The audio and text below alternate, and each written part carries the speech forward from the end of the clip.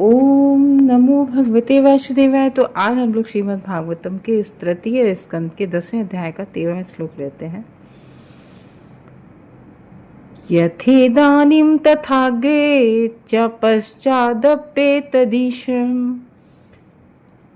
तो यथेदानी तथाग्रे यानी कि जिस तरह का इदानीम इस समय, यानी कि यहाँ पर बता रहे हैं तथा उसी तरह का अग्रे प्रारंभ में, च तथा पश्चात अंत में, एतत् इष्टशम वैसा ही रहता है। अब यहाँ किसके लिए कहा गया कि जैसा जिस तरीके का इस समय दिख रहा है ये जगत उसी तरीके का रहता है।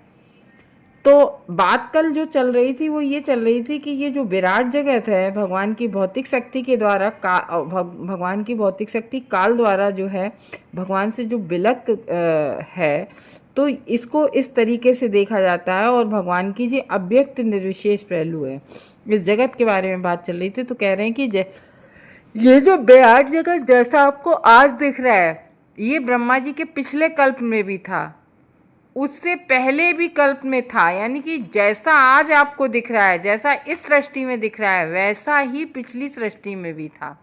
मीन्स हर कल्प में ये पूरा विराट जगत वैसा की वैसा ही रहता है जैसा आज आपको दिख रहा है। भूतकाल में भी ऐसा ही था और भविष्य में भी इसी तरीके का रहेगा। तो भगवत गीता का जब हम लोग 9वां अध्याय पढ़ते हैं, 9वें अध्याय के 8वें श्लोक में कहा गया है भूत ग्राममिमं कृष्ण वशम प्रकृतिर्वशात, यानी कि भौतिक जगत के निरंतर प्राकट्य से, ये भौतिक जगत क्योंकि हर बार सृष्टि होती है और सृष्टि जैसे ही समाप्त होती है वैसी प्रलय होने लगती है, प्रलय खत्म होती है वैसी फिर सृष्टि चालू हो जाती है। तो ये निरंतर जैसे ही भौतिक जगत का जैसे ही प्राकट्य होता है, फिर वो जैसे भौतिक जगत की सृष्टि हो गई, प्रकट हो गया, अब उसका पालन हो रहा है पूरी सृष्टि का, उसके बाद में संहार, तो ये फिर मतलब प्रलय हो जाती है। तो ये जो इसका एक क्रमबद्ध व्यवस्थित कार्यक्रम होता है कि प्रकट पालन संहार, प्रकट पालन संहार, तो जिस तरह से ये अभी उत्पन्न किया गया है और बाद में फिर नष्ट कर दिया जाएगा, यानी कि आज सृष्टि हो रही है और कल उसको फिर प्रलय हो जाएगी। तो उसी तरह से ये जो भूतकाल है, भूतकाल में भी वैसे ही मतलब रहेगा, आगे भी रहेगा जो था वैसा भूतकाल में, और कालक्रम में पुनः फिर सृजित पालित विनिष्ट। तो काल के जो क्रमबद्ध है ये कार्यकलाप जो है स्थायी और शाश्वत है। मतलब ऐसा नहीं है कि ये दिख रहा हो कि हम लोग कहते हैं कि यहाँ पर हर चीज़ इटर्नल नहीं है, तो यानी कि हर चीज़ परमानेंट नहीं है, तो इसका मतलब ये है कि ये सब स्वप्नवत है। नहीं, भगवान का जगत है और ये स्वप्नवत नहीं है, ये हकीकत में है, क्योंकि भगवान का ये जो है भौतिक जगत है ये भगवान का ही एक वो है निर्विशेष पहलू, और इन्हें मिथ्या नहीं कहा जा सकता है। इसको मिथ्या यानी कि झूठा दिख रहा है। अब जैसे ये समझ लो कि अंधेरा है, अंधेरे में आप किसी कमरे में घुसे और एक रस्सी पड़ी है, उस पर आपका पैर पड़ गया। अब आप पैर पड़ गया तो आप ये सोचो कि अरे कहीं सांप तो नहीं है, सांप के ऊपर तो मेरा पैर नहीं पड़ गया। तो भले भी वो सांप नहीं है लेकिन रस्सी तो आखिर है। तो इसी तरीके से ये भौतिक जगत में जन्म मृत्यु जरा व्याधि सब कुछ लगी रहती है, ठीक है। लेकिन ऐसा नहीं है कि ये जगत अब नहीं कहते हैं मिथ्या है, नहीं है, लोग जीव दिख रहे हैं, भगवान की ये प्रकृति है।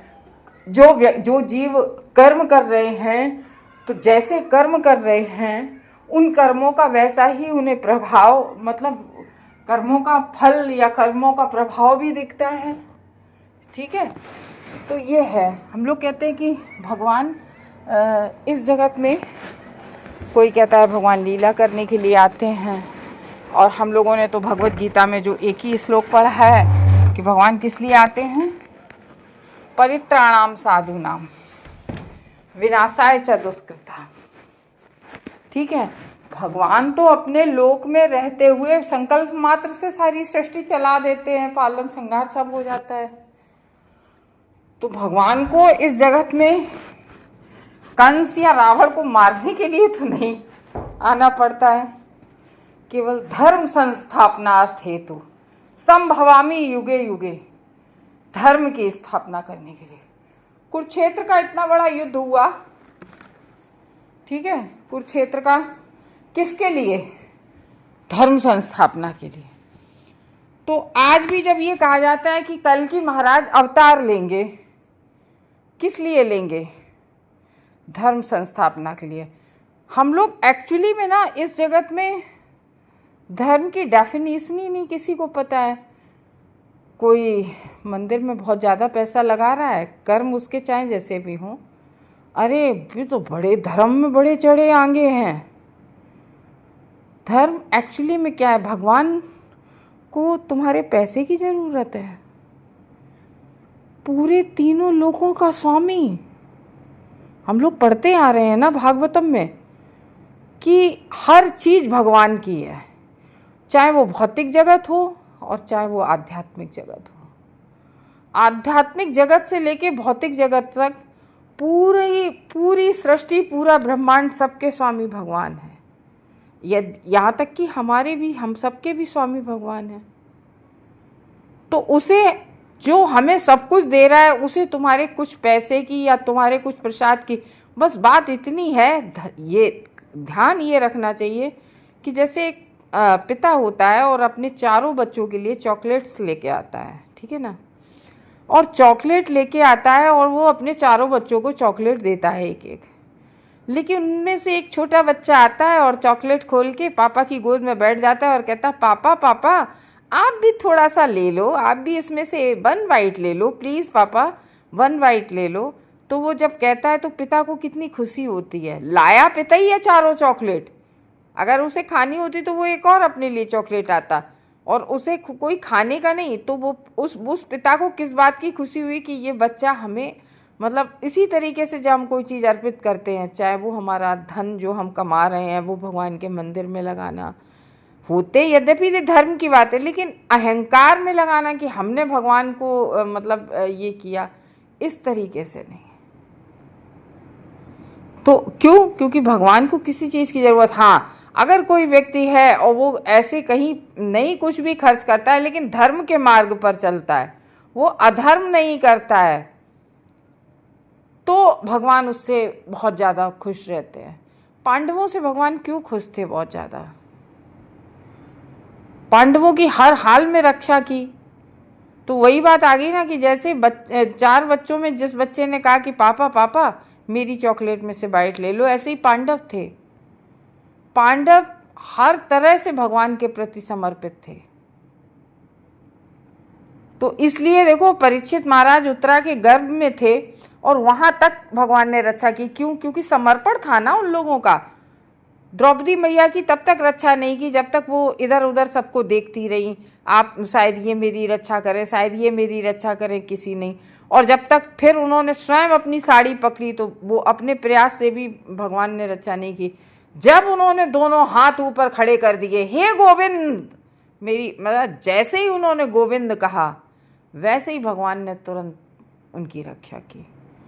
तो इस तरीके से भगवान की भक्ति में प्रेम और समर्पण, इसकी बहुत ज़रूरत होती है। तो इस तरीके से ये जो सृष्टि है और हमारे जो कर्मों का, हमें अपने कर्मों का प्रभाव उस पर बहुत ध्यान देना चाहिए। तो ये सब चलता रहता है सृष्टि के आरंभ में भी और प्रलय के बाद भी, क्योंकि प्रलय के बाद फिर सृष्टि होनी है। ये है। हरे कृष्णा भक्तों।